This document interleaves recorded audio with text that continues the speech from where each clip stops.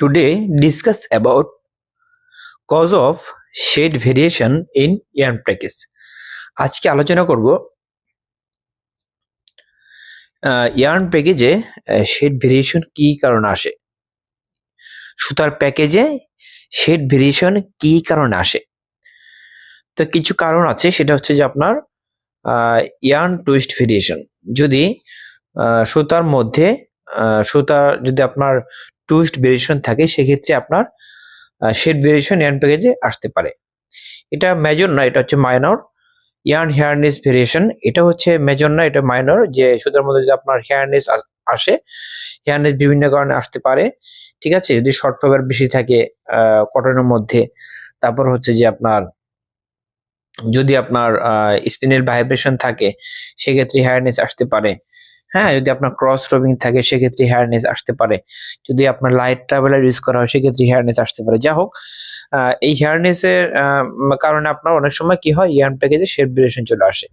Next হচ্ছে fibre plus B colour variation, অর্থাৎ যে ফাইবারের মধ্যে যে আপনার কালার ভেরিয়েশন থাকে, যে আপনার প্লাস বি যে ভেরিয়েশনটা, সেই ভেরিয়েশনের কারণে আপনার সুতার মধ্যে শেড ভেরিয়েশন আসতে পারে। যেমন ধরুন আপনার প্লাস বি রেঞ্জ হচ্ছে 9 to 10.5 এরকম আর কি।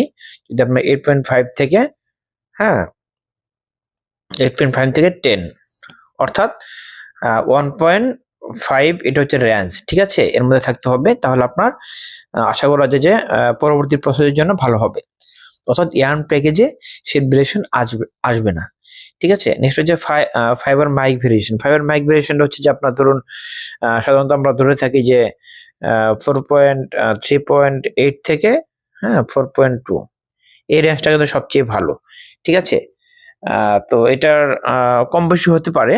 তো আপনার যদি এক্সেসিভ হয়, যে আপনার মাইক ভেরিয়েশন হয়, ধরুন আপনার 3.8 এর নিচে চলে আসলো, অথবা 4.2 একটু বেশি মানে অ্যাক্সেস হয়ে গেল, আবার ধরেন 3.2 হয়ে গেল, 3 থেকে এরকম।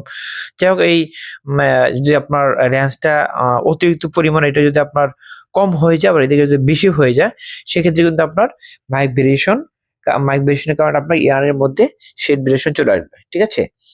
তো নেক্সট হচ্ছে মিক্সিং প্রবলেম। মিক্সিং প্রবলেমটা হচ্ছে যে আপনার ধরুন বিভিন্ন রেশিও প্রবলেম থাকে, যে আপনার রেশিও যেটা থাকার কথা সেটা আসলো না। ধরুন আপনার 60-40 আপনার মিক্সিং দিচ্ছেন, সেখানে আপনার এরকম হলো যে 56, অথবা এখানে ধরুন এরকম হলো যে 37। তো যা হোক, রেশিও যদি আপনার ভেরিয়েশন থাকে, সেক্ষেত্রে আপনার মিক্সিং প্রবলেম হতে পারে।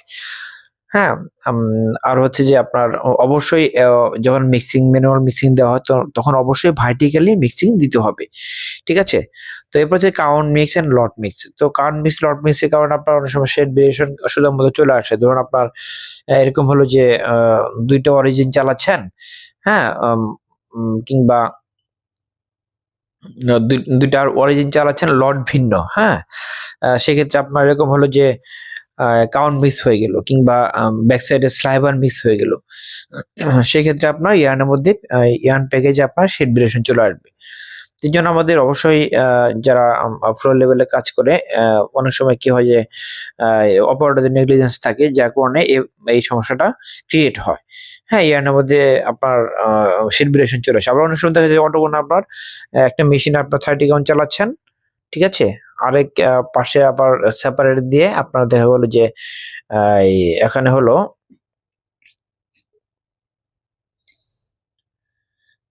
পাশে হচ্ছে আপনার এরকম হলো যে এটা 30 সিবিসি, 30 সিবিসি চালাচ্ছেন, আর পাশে হচ্ছে আপনার 28 পিসি চালাচ্ছেন। সেক্ষেত্রে কিন্তু আপনার কপস মিক্স হলেও কিন্তু আপনার এই ইয়ার্নের মধ্যে শেড ভেরিয়েশন চলে আসতে পারে। তো আশা করি বুঝতে পেরেছেন। আজকে এ পর্যন্তই। পরবর্তীতে নতুন একটি টপিক নিয়ে আসবো ইনশাআল্লাহ। ততক্ষণ ভালো থাকবেন। আল্লাহ হাফেজ।